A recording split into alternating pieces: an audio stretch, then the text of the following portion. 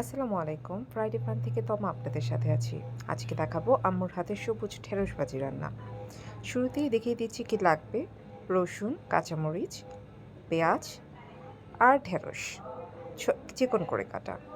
এখন দিচ্ছি হচ্ছে রসুন আর পেঁয়াজ একসাথে তেলের মধ্যে ভেজে নিচ্ছি। একটু লবণ দিয়ে একটু বাদামি করে ভাজতে হবে।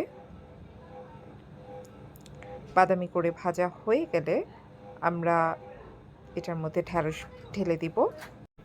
ঢেঁড়সগুলো তেলের মধ্যে দিয়ে পেঁয়াজের সাথে আমরা ভালো করে মিশিয়ে নিচ্ছি, একটু ভেজে নিচ্ছি ভালো করে। এই সময় চুলার তাপটা থাকবে মিডিয়াম।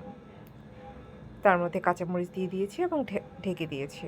ঢেকে দেওয়ার কিছুক্ষণ পর আমরা আবার এটাকে খুলে নিয়েছি এবং এর মধ্যে ভালো করে আবার একটু নাড়াচাড়া করে ঢেকে দেব একইভাবে।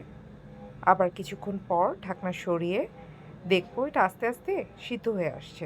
মিডিয়াম তাপে আমরা রেখেছি। আমাদের মেইন উদ্দেশ্য হচ্ছে ঢেঁড়সের কালারটা যেন কোনোভাবেই ডিসকালার না হয়। ওভারকুক হয়ে গেলে এটা ডিসকালার হয়ে যায়। তো আম্মু খুব সুন্দরভাবে এটা করে দিচ্ছে।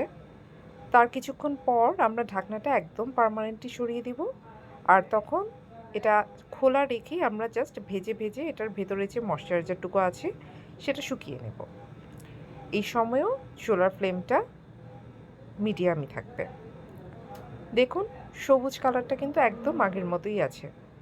দেখতে কত সতেজ লাগছে। সামান্য পেঁয়াজগুলো একটু পুড়ে গেছে। আমি আর আম্মু আসলে গল্প করতে করতে পুড়িয়ে ফেলেছি। তবে আপনারা একটু সাবধান থাকবেন। এভাবে আরও কিছুক্ষণ খোলা রেখে শুধু একটু আপনি নাড়াচাড়া করে যাবেন যেন এটার মধ্যে পানিগুলো ভালো করে শুকিয়ে যায়। একটা পর্যায়ে দেখবেন যে এই পর্যায়ে এটাকে দেখলেই বোঝা যাবে যে ঢেঁড়সগুলো সিদ্ধ হয়ে এসেছে। আপনি হাতে করে একটু নিয়ে চেপে দেখতে পারেন যে এটা কি সিদ্ধ হয়েছে কিনা। যদি সিদ্ধ হয়ে যায় তাহলে আপনার ঢেঁড়স ভাজি রেডি হয়ে গিয়েছে। তো আমাদের ঢেঁড়স ভাজিও এখন অলমোস্ট হয়ে গেছে। আমরা আর একটু নাড়াচাড়া করে জাস্ট হচ্ছে এটাকে নামিয়ে নিব একটা পাত্রে। দেখুন সম্পূর্ণ ঢেঁড়স ভাজি রান্না হয়েছে কিন্তু একদম সবুজ আছে। এটা আমার ভীষণ প্রিয় একটা খাবার। তো আপনাদেরকে আজকে দেখিয়ে দিলাম। আল্লাহ হাফেজ।